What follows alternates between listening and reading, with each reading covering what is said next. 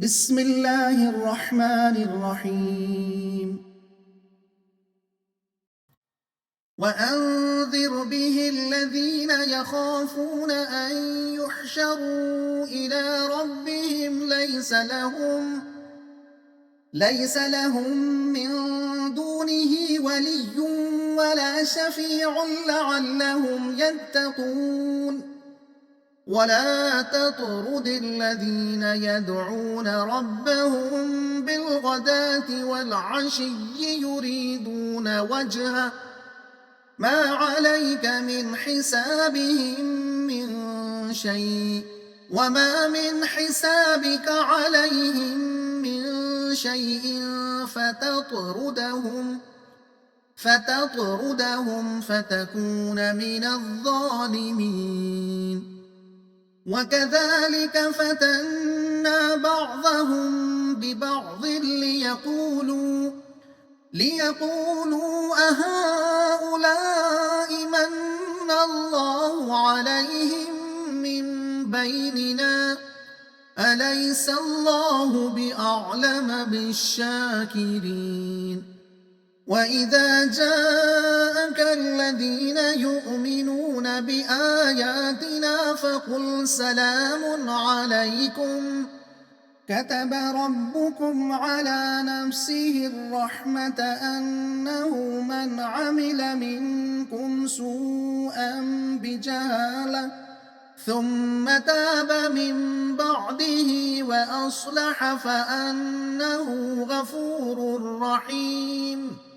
وكذلك نفصل الآيات ولتستبين سبيل المجرمين. مضمون: نصیحت کا اثر کون قبول کرتے ہیں اور کون نہیں کرتے؟ مطلب: اے نبی صلی اللہ علیہ وسلم، جو لوگ دنیا کی زندگی میں ایسے مدہوش ہیں کہ انہیں نہ موت کی فکر ہے اور نہ یہ خیال ہے کہ کبھی اپنے خدا کو بھی منہ دکھانا ہے،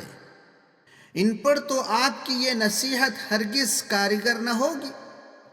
اور نہ ان لوگوں پر اس کا کچھ اثر ہوگا جو اس بھروسے پر ہیں کہ دنیا میں جو چاہیں کر گزریں، آخرت میں فلاں بزرگ ہماری سفارش کر دیں گے۔ لہذا ایسے لوگوں کو چھوڑ کر آپ اپنا روئے سخن ان لوگوں کی طرف رکھیے جو خدا کے سامنے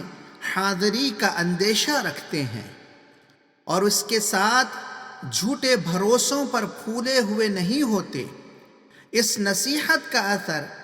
ایسے ہی لوگوں پر ہو سکتا ہے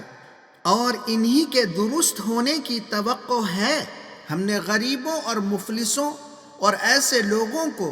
جو سوسائٹی میں ادنی حقیقت رکھتے ہیں